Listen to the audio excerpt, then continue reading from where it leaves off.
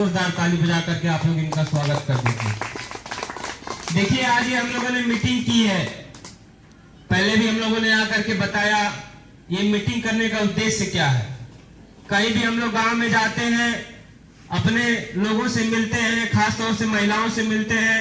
इसलिए महिलाओं से भी मिलते हैं कि भाई इस समय अपने समाज के सभी पुरुष 80% सब जा करके बाहर कमा रहे हैं, मजदूरी कर रहे हैं। गांव में मर्द है ही नहीं, औरतें हैं बेचारी, उन्हीं से बात करना पड़ता है। लेकिन आप हमको बताइए कि आज ये स्थिति कैसे आ गई। हम लोग हिंदू हैं, 6743 जातियां हम लोगों में है और सभी जाति के लोग गुलाम थे और सभी जाति के लोग एक साथ आजाद हुए। कोई आगे पीछे तो आजाद नहीं हुआ है ना। तो आप बताइए कि जब सभी जाति के लोग एक साथ आजाद हुए तो फिर देश में कौन सिस्टम आ गया कि कुछ जाति जमीन वाली हो गई, पैसे वाली हो गई, नौकरी वाली हो गई, हम लोग भिखमंगा हो गए। भाई अगर देश आजाद हुआ, सब लोग साथ में आजाद हुए, तो या तो सबको पैसा वाला हो जाना चाहिए तो सबको भिखमंगा हो जाना चाहिए। लेकिन हम ही लोग क्यों हो गए? हम ही लोग इसलिए हो गए कि जो राजनीति की ताकत है, जो वोट की ताकत है, हम लोग इस चीज को नहीं समझ पाए।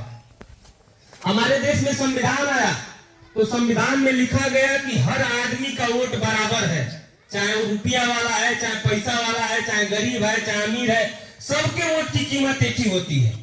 ऐसा नहीं है कि जो पैसे वाला है उसके वोट की कीमत 10 गो होती है। 10 गो नहीं होती है ना, एक ही बार वो भी वोट डालता है।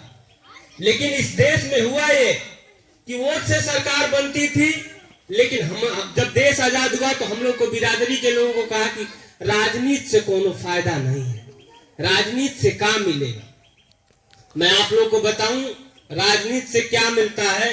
8.5 लाख करोड़ रुपया बजट है उत्तर प्रदेश का एक साल का। ये 8.5 लाख करोड़ का मालिक कौन बनता है? जिसको हम लोग वोट दे करके जिता करके भेजते हैं। और आज के समय में उस 8.5 लाख करोड़ के मालिक कौन है पता है? योगी जी। उनकी बिरादरी की आबादी मात्र 3.5%। लेकिन उस 3.5% वाला लोग हम लोग के बीच में आके कहते हैं कि सारे जना हिंदू हैं, सबको एक हो जाना चाहिए, मुसलमानों से बड़ा खतरा है, मुसलमान कब्जा कर लेंगे। हम लोग भी मान लेते हैं कि हम मुसलमानों से बड़ा खतरा है। आप हमको बताइए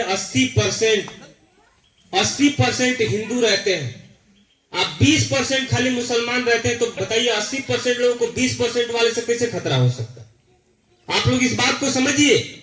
लेकिन वो ये बात इसलिए समझाते हैं, वो इसलिए समझाते हैं कि अभी प्रधानी का चुनाव आप लड़िए, बीडीसी का चुनाव निषाद का बेटा लड़ेगा, तो मुसलमान भाई से जाकर के वोट मांगेगा तो वो दे देगा। बताइए दे देगा कि नहीं दे देगा?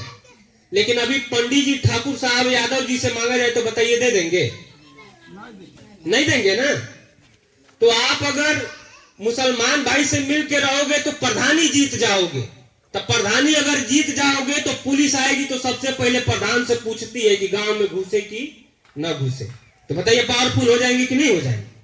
दूसरी बात यह है कि बिरादरी का विकास कैसे किया जाए। आज आप हमको कहिए कि अरविंद जी हरिया को रोड बनवा दीजिए। भैया कहां से बनवा दे, हम खुदे भिखमंगा है, गांव गांव घूम रहे हैं। लेकिन जो 8.5 लाख करोड़ रुपया का बजट है, उस 8.5 लाख करोड़ का बजट का हिस्सेदार कौन बनता है? प्रधान बनता है, बीडीसी बनता है, जिला पंचायत सदस्य बनता है, विधायक बनता है, सांसद बनता है। ये लोग उस बजट के हिस्सेदार बनते हैं जिसको वोट देकर के जिता करके भेजते हैं। अगर आपका एक प्रधान जीत करके गया, आप लोगों ने मेहनत करके जिता लिया, तो अगर ये रोड है उसका अगर वो प्रस्ताव बना करके भेजेगा तो सरकारी खजाने से पैसा आएगा उसका बनवाने के लिए, उसको अपने बाप के घर से नहीं देना है। लेकिन दुर्भाग्य ही है हम अपनी बिरादरी की कि चुनाव आता है तो बहुत जगह हम लोग घूम करके गए तो लोग कहते हैं कि साहब एगो छोटी सी शीशी ला करके देते हैं तो लोग बिक जाते हैं। लेकिन मैं मतारी बहनों आप लोगों से कहना चाहता हूं, आप लोगों को हम लोग इसलिए इकट्ठा करते हैं कि महिलाएं समझती हैं कि परिवार कैसे चलता है। अगर महिलाएं समझ जाए तो महिलाओं का वोट कोई खरीद नहीं सकता है। इसीलिए हम लोग आप लोग को इकट्ठा किए हैं। तो आप लोग समझिए कि प्रधानी के चुनाव में बहुत 4 साल 8 महीना हम लोग अपना खाते हैं। अगर 4 महीना में कोनो दूसर बिरादर का आया भी तो कितना खिला देगा आपको? 5,000 खिला देगा, 10,000 खिला देगा।